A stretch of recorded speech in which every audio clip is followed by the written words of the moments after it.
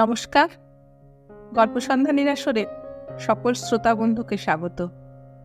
আশা করি আপনারা সবাই সুস্থ আছেন, ভালো আছেন। আজকে গল্প পাঠের আসরে আমার নিবেদন রবীন্দ্রনাথ ঠাকুরের লেখা গল্প ঠাকুরদা। গল্প পাঠ যদি আপনাদের ভালো লাগে তাহলে গল্প শুনে একটা লাইক দেবেন, কমেন্ট করবেন। আর যারা নতুন তারা আমার চ্যানেল গল্প সন্ধানীকে সাবস্ক্রাইব করে আমার সাথে থাকবেন। শুরু করছি আজকের গল্প ঠাকুরদা।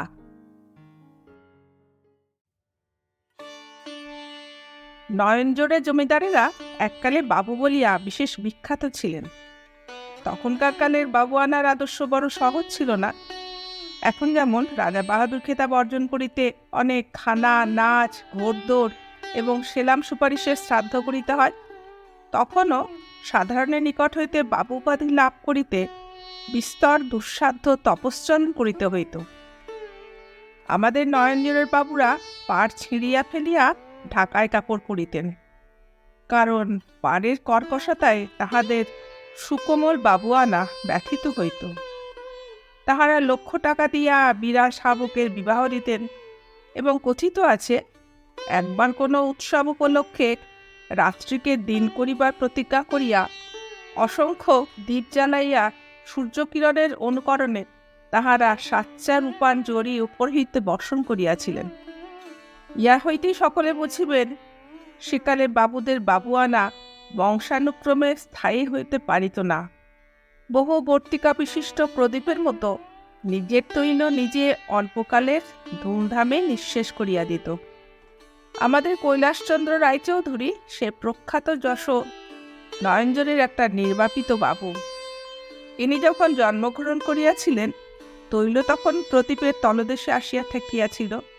ইহার পিতার মৃত্যু হইলে পর নয়নজোড়ের বাবুয়ানা গোটাকত অসাধারণ শ্রাদ্ধ শান্তিতে অন্তিম দীপ্তি প্রকাশ করিয়া হঠাৎ নিবিয়া গেল। সমস্ত বিষয়ে আশায় ঋণের দায়ে বিক্রয় হইল। যে অল্প অবশিষ্ট রহিল তাহাতে পূর্বপুরুষের খ্যাতি রক্ষা করা অসম্ভব। সেই জন্য নয়নজোড় ত্যাগ করিয়া পুত্রকে সঙ্গে লইয়া কৈলাসবাবু কলিকাতায় আসিয়া বাস করিলেন। পুত্রটিও একটি কন্যামাত্র রাখিয়া এই হতগৌরব সংসার পরিত্যাগ করিয়া পরলোকে গমন করিলেন। আমরা তাহার কলিকাতার প্রতিবেশী। আমাদের ইতিহাসটা তাহাদের হইতে সম্পূর্ণ বিপরীত। আমার পিতা নিজের চেষ্টায় ধন উপার্জন করিয়াছিলেন। তিনি কখনো হাঁটুর নিম্নে কাপড় পরিতেন না, কড়াক্রান্তির হিসাব রাখিতেন এবং বাবু উপাধি লাভের জন্য তাহার লালসা ছিল না। সেজন্য আমি তাহার একমাত্র পুত্র, তাহার নিকট কৃতজ্ঞ আছি। আমি যে লেখাপড়া শিখিয়াছি এবং নিজের প্রাণ ও মান রক্ষার উপযোগী যথেষ্ট অর্থ বিনা চেষ্টায় প্রাপ্ত হইয়াছি, ইহাই আমি পরম গৌরবের বিষয় বলিয়া জ্ঞান করি।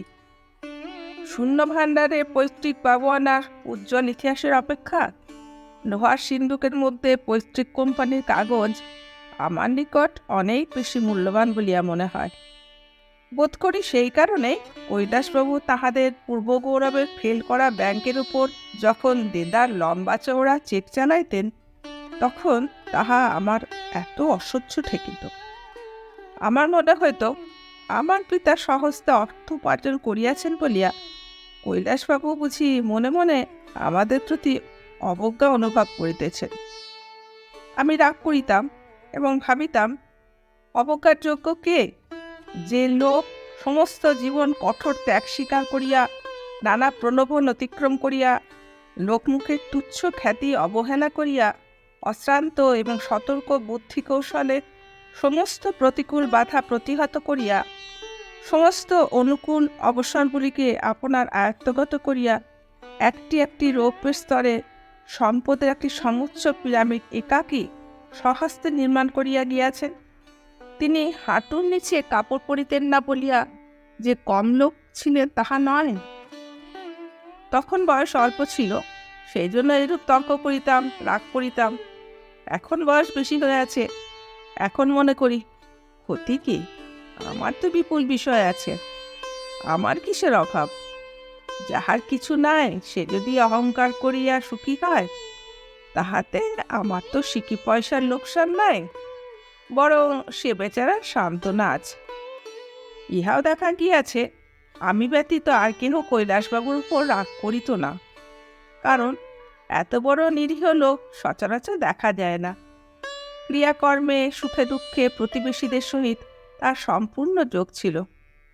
ছেলে হইতে বৃদ্ধ পর্যন্ত সকলকেই দেখা হইবা মাত্র তিনি হাসিমুখে প্রিয় সম্ভাষণ করিতেন। যেখানে যাহার যে কেহ আছে সকলেরই কুশল সংবাদ জিজ্ঞাসা করিয়া তবে তাহার শিষ্টতা বিরাম লাভ করিত। এই জন্য কাহারও সহিত তাহা দেখা হইলে একটা সুদীর্ঘ প্রশ্নোত্তরমালা সৃষ্টি হইত।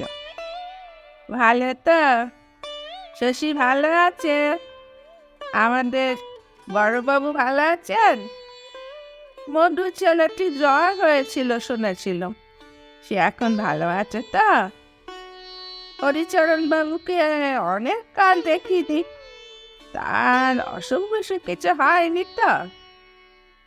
তোমাদের রাখালের খবর কি? বাড়ির এরা সকলে ভালো আছে? ইত্যাদি। লোকটি ভারী পরিষ্কার পরিচ্ছন্ন, কাপড় চোপড়ও ঠিক ছিল না, কিন্তু মেজরাইটি, চাদরটি, জামাটি, এমনকি বিছানায় পাতিবার একটি পুরাতন ব্যাপার, বালিশের ওয়ার, একটি ক্ষুদ্র শতরঞ্জ, সমস্ত সহস্তে রৌদ্রে দিয়া ঝাড়িয়া দড়িতে খাটাইয়া ভাঁজ করিয়া আলনায় তুলিয়া পরিপাটি করিয়া রাখিতেন। যখনই তাহাকে দেখা যাইত তখনই মনে হইত যেন তিনি সুসজ্জিত প্রস্তুত হইয়া আছেন। অল্প স্বল্প সামান্য আসবাবেও তাহার ঘরদ্বার সমুজ্জ্বল হইয়া থাকিত। মনে হইত যেন তাহার আরও অনেক আছে। বৃত্তাভাবে অনেক সময় ঘরের দ্বার রুদ্ধ করিয়া তিনি নিজের হস্তে অতি পরিপাটি করিয়া ধুতি কোঁচাইতেন এবং চাদর ও জামার আস্তির বহু যত্নে ও পরিশ্রমে গিলে করিয়া রাখিতেন। তাহার বড় বড় জমিদারি ও বহুমূল্যের বিষয় সম্পত্তি লোপ পাইয়াছে, কিন্তু একটি বহুমূল্য গোলাপ পাশ, আতরদান, একটি সোনার রেকাবি, একটি রূপার আলগোলা, একটি বহুমূল্য শাল ও সেকেলে জামাজোড়া ও পাগড়ি দারিদ্র্যের গ্রাস হইতে বহু চেষ্টায় তিনি রক্ষা করিয়াছিলেন। কোনো একটা উপলক্ষ উপস্থিত হইলে এইগুলি বাহির হইত এবং নয়নজোড়ের জগৎ বিখ্যাত বাবুদের গৌরব রক্ষা হইত। এদিকে কৈলাসবাবু মাটির মানুষ হইলেও কথায় যে অহংকার করিতেন সেটা যেন পূর্বপুরুষদের প্রতি কর্তব্যবোধেই করিতেন। সকল লোকেই তাহাকে প্রশ্রয় দিত এবং বিশেষ আমোদ বোধ করিত। পাড়ার লোকে তাহাকে ঠাকুরমশাই বলিত এবং তাহার ওখানে সর্বদা বিস্তর লোক সমাগম হইত। কিন্তু দৈনাবস্থায় পাছে তাহার তামাকের খরচটা গুরুতর হইয়া ওঠে, এই জন্য প্রায়ই পাড়ার কেহ না কেহ 2-1 সের তামাক কিনিয়া লইয়া গিয়া তাহাকে বলিত, ঠাকুরমশাই একবার পরীক্ষা করিয়া দেখো দেখি, ভালো গয়ার তামাক পাওয়া গেছে। ঠাকুরমশাই 2-1 টান টানিয়া বলতেন, বেশ ভাই, বেশ তামাক। অমনি সেই উপলক্ষে 60-65 টাকা ভরির তামাকের গল্প পাড়িতেন এবং জিজ্ঞাসা করিতেন সে তামাক কাহারও আস্বাদ করিয়া দেখিবার ইচ্ছা আছে কিনা। সকলেই জানিত যে যদি কেহ ইচ্ছা প্রকাশ করে তবে নিশ্চয়ই চাবির সন্ধান পাওয়া যাইবে না, অথবা অন্বেষণের পর প্রকাশ পাইবে যে পুরাতন ভৃত্য গণেশ কোথায় যে রাখে তাহার ঠিকানা নাই। গণেশও বিনা প্রতিবাদে সমস্ত অপবাদ স্বীকার করিয়া লইবে। এই জন্য সকলে এক বাক্যে বলিত, ঠাকুরমশাই কাজ নেই, কাজ নেই, সেটা আমাদের সহ্য হবে না, আমাদের এই ভালো। শুনিয়া ঠাকুরদার দিদির উক্তি না করিয়া ঈষৎ হাস্য করিতেন। সকলে বিদায় লইবার কালে হঠাৎ বলিয়া উঠিতেন, সে যেন হলো, তোমরা কবে আমার এখানে খাবে বলো দেখি ভাই।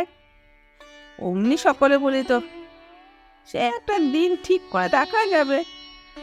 ঠাকুরমশাই বলিতেন, সেই ভালো, সেই ভালো, একটু বৃষ্টি পড়ো, ঠান্ডা হোক, নইলে গরমে মুড়ো ভজনটা কিছু নয়। যখন বৃষ্টি পড়িত তখন ঠাকুরদাকে কেহ তার প্রতিজ্ঞা স্মরণ করে নিত না। বরঞ্চ কথা উঠিলে সকলে বলিত, বৃষ্টি বাদলটা না ছাড়লে সুবিধে হচ্ছে না।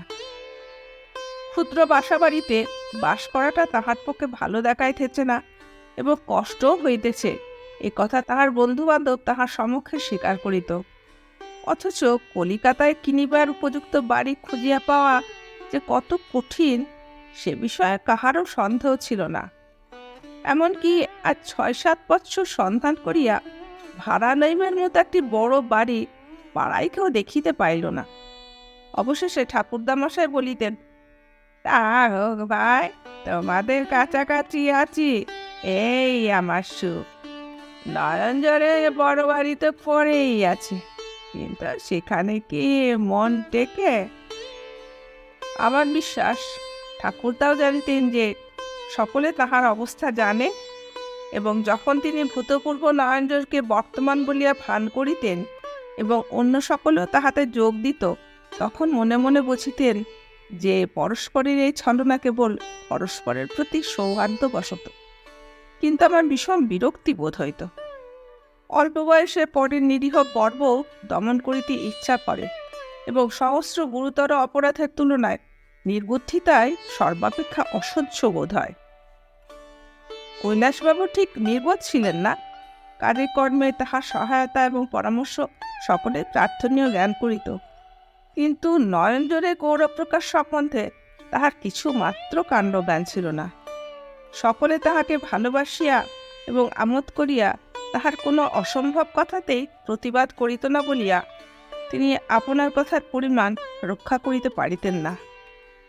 অন্য লোকেও যখন আমোদ করিয়া অথবা তাহাকে সন্তুষ্ট করিবার জন্য নয়নজোরের কীর্তিকলাপ সম্বন্ধে বিপরীত মাত্রার অত্যুক্তি প্রয়োগ করিত, তিনি অকাতরে সমস্ত গ্রহণ করিতেন এবং স্বপ্নেও সন্দেহ করিতেন না যে অন্য কেউ এ সকল কথা লেশমাত্র অবিশ্বাস করিতে পারে। আমার এক এক সময় ইচ্ছা করিত, বৃদ্ধ যে মিথ্যা দুর্গ অবলম্বন করিয়া বাস করিতেছে এবং মনে করিতেছে ইহা চিরস্থায়ী, সেই দুর্গটি 2 তোপে সর্বসমক্ষে উড়াইয়া দিই। একটা পাখিকে সুবিধা মতো ডালের উপর বসিয়া থাকিতে দেখিলেই শিকারীর ইচ্ছা করে তাহাকে গুলি বসাইয়া দিতে। পাহাড়ের গায়ে একটা প্রস্তর পতনোন্মুখ থাকিতে দেখিলেই বালকের ইচ্ছা করে এক লাথি মারিয়া তাহাকে গড়াইয়া ফেলিতে। যে জিনিসটা প্রতি মুহূর্তে পরিপরি করিতেছে, অথচ কোনো একটা কিছুতে সংলগ্ন হইয়াছে, তাহাকে ফেলিয়া দিলেই তবে যেন তাহার সম্পূর্ণতা সাধন এবং দর্শকের মনে তৃপ্তি লাভ হয়। কৈলাসবাবুর মিথ্যাগুলি এতই সরল, তাহার ভিত্তি এতই দুর্বল, তাহা ঠিক সত্য বন্দুকের লক্ষ্যের সামনে এমনি বুক ফুলাইয়া নৃত্য করিত যে তাহাকে মুহূর্তের মধ্যে বিনাশ করিবার জন্য একটি আবেগ উপস্থিত হইত। কেবল নিতান্ত আদর্শবশত এবং সর্বজন সম্মত প্রথার অনুসরণ করিয়া সে কাণ্ডে হস্তক্ষেপ করিতাম না। নিজের অতীত মনোভাব বিশ্লেষণ করিয়া যতটা মনে পড়ে, তাহাতে বোধ করি কৈলাসবাবুর প্রতি আমার আন্তরিক বিদ্বেষের আর একটা গূঢ় কারণ ছিল, তাহা একটু বিবৃত করিয়া বলা আবশ্যক। আমি বড় মানুষের ছেলে হইয়াও যথাকালে MA পাশ করিয়াছি, যৌবন সত্ত্বেও কোনো প্রকার কুসংসর্গ কুৎসিত আমাদের যোগ দিই নাই, এবং অভিভাবকদের মৃত্যুর পরে স্বয়ং কর্তা হইয়াও আমার স্বভাবে কোনো প্রকার বিকৃতি উপস্থিত হয় নাই। তাহা ছাড়া চেহারাটা এমন যে তাহাকে আমি নিজ মুখে সুশ্রী বলিলে অহংকার হইতে পারে, কিন্তু মিথ্যাবাদ হয় না। অতএব বাংলাদেশের ঘটকালির হাটে আমার দাম যে অত্যন্ত বেশি, তাহাতে আর সন্দেহ নয়। এই হাটে আমার সেই দাম আমি পুরা আদায় করিয়া লইব, এইরূপ দৃঢ় প্রতিজ্ঞা করিয়াছিলাম। ধনী পিতার পরম রূপবতী একমাত্র বিদেশী কন্যা আমার কল্পনায় আদর্শরূপে বিরাজ করিতেছিল। 10,000 20,000 টাকা পণের প্রস্তাব করিয়া দেশ বিদেশ হইতে আমার সম্বন্ধ আসিতে লাগিল। আমি অবিচলিত চিত্তে নিত্যি ধরিয়া তাহাদের যোগ্যতা অর্জন করিয়া চলিতেছিলাম। কোনোটাই আমার সমযোগ্য বোধ হয় না। অবশেষে ভবভূতির ন্যায় আবার ধারণা হইয়াছিল যে কি জানি জন্মিতে পারে মম সমতুল, অসীম সময়ই আছে বসুধা বিপুল। কিন্তু বর্তমানকালে এবং ক্ষুদ্র বঙ্গদেশে সে অসম্ভব দুর্লভ পদার্থ জন্মিয়াছে কিনা সন্দেহ। কন্যা দায়গ্রস্তগণ প্রতিনিয়ত নানা ছন্দে আমার স্তবস্তুতি এবং বিবিধ উপচারে আমার পূজা করিতে লাগিল। কন্যা পছন্দ হোক বা না হোক, এই পূজা আমার মন্দ লাগিত না। ভালো ছেলে বলিয়া কন্যার পিতৃগণের পূজা আমার উচিত প্রাপ্য স্থির করিয়াছিলাম। শাস্ত্রে পড়া যায়, দেবতা বর দিন আর না দিন যথাবিধি পূজা না পাইলে বিষম ক্রুদ্ধ হইয়া ওঠেন। নিয়মিত পূজা পাইয়া আমারও মনে সেইরূপ অত্যুচ্চ দেবভাব জন্মিয়াছিল। পূর্বেই বলিয়াছিলাম, ঠাকুরমশাইয়ের একটি পৌত্রী ছিল, তাহাকে অনেকবার দেখিয়াছি, কিন্তু কখনো রূপবতী বলিয়া ভ্রম হয় না। সুতরাং তাহাকে বিবাহ করিবার কল্পনাও আমার মনে উদিত হয় না। ইতিহাস ঠিক করিয়া রাখিয়াছিলাম যে কৈলাসবাবুর লোক মারফত অথবা স্বয়ং পত্রীটিকে অর্ঘ্য দিবার মানুষে আমার পূজার বোধন করিতে আসিবে, কারণ আমি ভালো ছেলে। কিন্তু তিনি তাহা করিলেন না। শুনিতে পাইলাম আমার কোনো বন্ধুকে তিনি বলিয়াছিলেন, নরেন্দ্রের বাবুরা কখনো কোনো বিষয়ে অগ্রসর হইয়া কাহারও নিকটে প্রার্থনা করে নাই। কন্যা যদি চিরকুমারী হইয়া থাকে, তথাপি সে কুলপ্রথা তিনি ভঙ্গ করতে পারিবেন না। শুনি আমার বড় রাগ হইল। সে রাগ অনেক দিন পর্যন্ত আমার মনের মধ্যে ছিল। কেবল ভালো ছেলে বলিয়াই চুপচাপ করিয়াছিলাম। যেমন বজ্রের সঙ্গে বিদ্যুৎ থাকে, তেমনি আমার চরিত্রে রাগের সঙ্গে সঙ্গে একটা কৌতুকপ্রিয়তা জড়িত ছিল। বৃদ্ধকে শুধুমাত্র নিপীড়ন করা আমার দ্বারা সম্ভব হইত না, কিন্তু একদিন হঠাৎ এমন একটা কৌতুকাবহ প্ল্যান মাথায় উদয় হইল যে সেটা কাজে খাটাইবার প্রলোভন সংবরণ করিতে পারিলাম না। পূর্বেই বলিয়াছি, বৃদ্ধকে সন্তুষ্ট করিবার জন্য নানা লোকে নানা মিথ্যা কথা সৃজন করিত। পাড়ায় একজন পেনশনভোগী ডেপুটি ম্যাজিস্ট্রেট প্রায় বলিতেন, ঠাকুরদা, ছোট লাটের সঙ্গে যখনই দেখা হয় তিনি নয়নজোড়ের বাবুদের খবর না নিয়ে ছাড়েন না। সাহেব বলেন, বাংলাদেশে বর্ধমানের রাজা এবং নয়নজোড়ের বাবু এই দুটি মাত্র যথার্থ বনেদি বংশ আছে। ঠাকুরদা ভারী খুশি হইতেন এবং ভূতপূর্ব ডেপুটি বাবুর সহিত সাক্ষাৎ হইলে অন্যান্য কুশল সংবাদের সহিত জিজ্ঞাসা করিতেন, ছোট লাট সাহেব ভালো আছেন? তার মেম সাহেব ভালো আছেন? তার পুত্রকন্যা সকলেই ভালো আছেন? সাহেবের সহিত শীঘ্র একদিন সাক্ষাৎ করিতে যাইবেন, এমন ইচ্ছাও প্রকাশ করিতেন। কিন্তু ভূতপূর্ব ডেপুটি নিশ্চয় জানিতেন নয়নজোড়ের বিখ্যাত চৌকুরি প্রস্তুত হইয়া দ্বারে আসিতে আসিতে বিস্তর ছোটলাট এবং বড়লাট বদল হইয়া যাইবে। আমি একদিন প্রাতঃকালে গিয়া কৈলাসবাবুকে আড়ালে ডাকিয়া লইয়া চুপি চুপি বলিলাম, ঠাকুরদা, কাল লেফটেন্যান্ট গভর্নরের লেপিতে গিয়েছিলুম। তিনি নয়নজোড়ের বাবুদের কথা পাড়াতে আমি বললাম, নয়নজোড়ের কৈলাসবাবু কলকাতাতেই আছেন। শুনে ছোটলাট এতদিন দেখা করতে আসেননি বলে ভারী দুঃখিত হলেন। বলে দিলেন, আজই দুপুরবেলায় তিনি গোপনে তোমার সঙ্গে সাক্ষাৎ করতে আসবেন। আর কেহ হইলে কথাটার অসম্ভবতা বুঝিতে পারিত এবং কাহারও সম্বন্ধ হইলেও কৈলাসবাবুও একথাই হাস্য করিতেন। কিন্তু নিজের সম্বন্ধে বলিয়া সংবাদ তাহার লেশমাত্র অবিশ্বাস্য বোধ হইল না। শুনিয়া যেমন খুশি হইলেন তেমনি অস্থির হইয়া উঠিলেন। কোথায় বসাইতে হইবে, কি করিতে হইবে, কেমন করিয়া অভ্যর্থনা করিবেন, কি উপায়ে নয়নজোড়ের গৌরব রক্ষিত হইবে, কিছুই ভাবিয়া পাইলেন না। তাহা ছাড়া তিনি ইংরেজি জানেন না, কথা চালাইবেন কি করিয়া সেও এক সমস্যা। আমি বলিলাম, সে যেন ভাবনা নাই, তাহার সঙ্গে একজন করিয়া দোভাষী থাকে, কিন্তু ছোটলাট সাহেবের বিশেষ ইচ্ছা আর কি উপস্থিত না থাকে। মধ্যাহ্নে পাড়ার অধিকাংশ লোক যখন অফিসে গিয়াছে এবং অবশিষ্ট অংশ দ্বার করিয়া নিদ্রামগ্ন, তখন কৈলাসবাবুর বাসার সম্মুখে এক জুড়ি আসিয়া দাঁড়াইল। তকমা পড়া চাপরাশি তাহাকে খবর দিল, ছোট লাট সাহেব আয়া। ঠাকুরদা প্রাচীনকাল প্রচলিত শুভ্র জামাজোড়া এবং পাগড়ি পরিয়া প্রস্তুত হইয়াছিলেন। তাহার পুরাতন ভৃত্য গণেশটিকেও তাহার নিজের ধুতি চাদর জামা পরাইয়া ঠিকঠাক করিয়া রাখিয়াছিলেন। ছোটলাটের আগমন সংবাদ শুনেন হাঁপাইতে হাঁপাইতে কাঁপিতে কাঁপিতে ছুটিয়া দাঁড়িয়ে গিয়া উপস্থিত হইলেন। এবং সন্নত দেহে বারংবার সেলাম করিতে করিতে ইংরেজ বেশধারী আমার এক প্রিয় বয়স্যকে ঘরে লইয়া গেলেন। সেখানে চৌকির উপরে তাহারই একমাত্র বহুমূল্য শালটি পাতিয়া রাখিয়াছিলেন। তাহার উপর কৃত্রিম ছোটলাটকে বসাইয়া উর্দু ভাষায় এক অতি বিনীত সুদীর্ঘ বক্তৃতা পাঠ করিলেন এবং নজরের স্বরূপে স্বর্ণরেখাবিতে তাহাদের বহু কষ্ট রক্ষিত কুলক্রমাগত এক আশ্রফির মালা ধরিলেন। প্রাচীন কৃত্য গণেশ গোলাপ পাশ ও আতরদান লইয়া উপস্থিত ছিল। কৈলাসবাবু বারংবার আক্ষেপ করিতে লাগিলেন তাহাদের নয়নজোড়ের বাড়িতে হুজুর বাহাদুরের পদধূলি পড়িলে তাহাদের যথাসাধ্য যথোচিত আতিথ্যের আয়োজন করিতে পারিতেন। কলিকাতায় তিনি প্রবাসী, এখানে তিনি জলহীন মিলের ন্যায় সর্ববিষয়ে লক্ষণ ইত্যাদি। আমার বন্ধু দীর্ঘ হ্যাস সমেত অত্যন্ত গম্ভীরভাবে মাথা নাড়িতে লাগিলেন। ইংরেজি কায়দা অনুসারে এরূপ স্থলে মাথায় টুপি না থাকিবার কথা, কিন্তু আমার বন্ধু ধরা পড়িবার ভয়ে যথাসম্ভব আচ্ছন্ন থাকিবার চেষ্টায় টুপি খোলেন নাই। কৈলাসবাবু এবং তাহার গর্বান্ধব প্রাচীন চিত্রটি ছাড়া আর সকলেই মুহূর্তের মধ্যে বাঙালির এই ছদ্মবেশ ধরিতে পারিত। 10 মিনিট কাল ঘাড় নাড়িয়া আমার বন্ধু গাত্রোত্থান করিলেন এবং পূর্বশিক্ষা মতো চাপরাশিকর সোনা রেখাবিশুদ্ধ আষ্টফির মালা চৌকি হইতে সেই শাল এবং ভৃত্যের হাত হইতে গোলাপ পাশ এবং আতরদান সংগ্রহ করিয়া ছদ্মবেশীর গাড়িতে তুলিয়া দিল। কৈলাসবাবু বুঝিলেন ইহাই ছোটলাটের প্রথা। আমি গোপনে এক পাশের ঘরে লুকাইয়া দেখিতেছিলাম এবং রুদ্ধ হাস্যবেগে আমার পঞ্জর নিদীর্ণ হইবার উপক্রম হইতেছিল।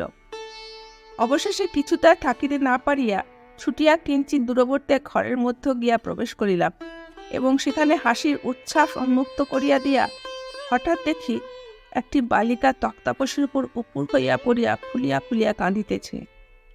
আমাকে হঠাৎ ঘরে প্রবেশ করিয়া হাসিতে দেখিয়া সে তৎক্ষণাৎ তক্তা ছাড়িয়া দাঁড়াইল এবং অশ্রুরুদ্ধ কণ্ঠে রোষের গর্জনা নিয়ে আমার মুখের ওপর সজল বিপুল কৃষ্ণচক্ষে সুতীক্ষ্ণ বিদ্যুৎ বর্ষণ করিয়া পড়িল। আমার দাদা মশাই, তোমাদের কি করেছেন? কেন তোমরা তাকে ঠকাতে এসেছ? কেন এসেছ তোমরা? অবশেষে আর কোনো কথা জুটিল না। বাকরুদ্ধ হইয়া মুখে কাপড় দিয়া কাঁদিয়া উঠিল। কোথায় গেল আমার হাস্যবেগ? আমি যে কাজটি করিয়াছি তাহার মধ্যে কৌতুক ছাড়া আর যে কিছু ছিল এতক্ষণ তাহা আমার মাথায় আসে নাই। হঠাৎ দেখিলাম অত্যন্ত কোমল স্থানে অত্যন্ত কঠিন আঘাত করিয়াছি। হঠাৎ আমার কৃতকর্মের বিভৎস নিষ্ঠুরতা আমার সম্মুখে দেদীপ্যমান হইয়া উঠিল। লজ্জায় এবং অনুতাপে পদাহত কুকুরের ন্যায় ঘর হইতে নিঃশব্দে বাহির হইয়া গেলাম। বৃদ্ধ আমার কাছে কি দোষ করিয়াছিল?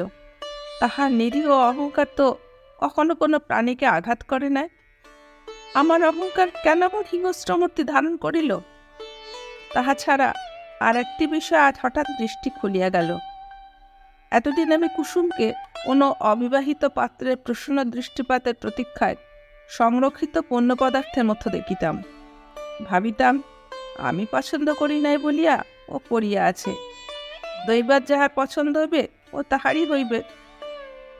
আজ দেখিলাম এই গৃহকোণে ওই বালিকা মূর্তির অন্তরালে একটি মানব হৃদয় আছে।